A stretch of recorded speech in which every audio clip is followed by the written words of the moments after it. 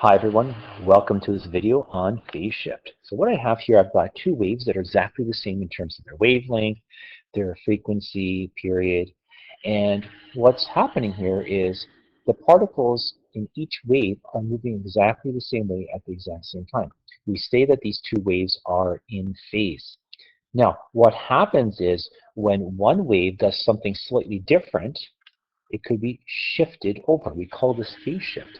So you can see in this case, I can be shifted a little bit or a lot, right? Let's look at the situation we have over here. So the green would be my original wave, and this dashed wave has been shifted over. And this is shifted over in time, but we also look at it in terms of the wavelengths. So when I look at the shift here, the entire distance here would be one wavelength from here to here for both waves. And because we've shifted half of that, we say we've got a shift of 1/2 wavelength. And because we're shifted towards the right, we say it's a positive 1/2 wavelength shift. We can also have wavelength shifts of other values. For example, this wave could be shifted this much. It would be shifted over 1/2 wavelength, or 1/4 wavelength. Sorry, it's a quarter of that whole distance. If we're shifting to the other side, let's say that this dashed wave is shifted over this way, it will be shifted negatively. Let's look at a few examples here.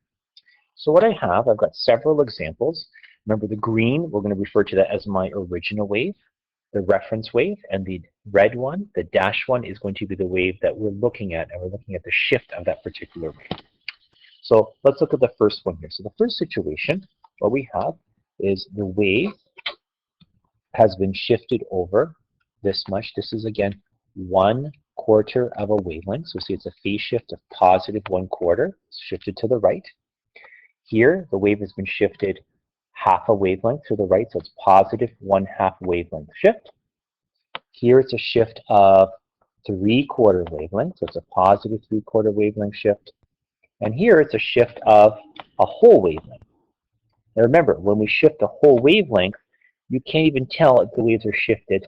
So we see that the two waves are back in phase again. So they're back in phase. They're moving the same way.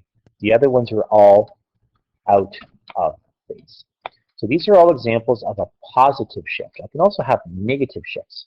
So for example, here I've got the wave, the dash one, being shifted negatively by 1/4 of a wavelength.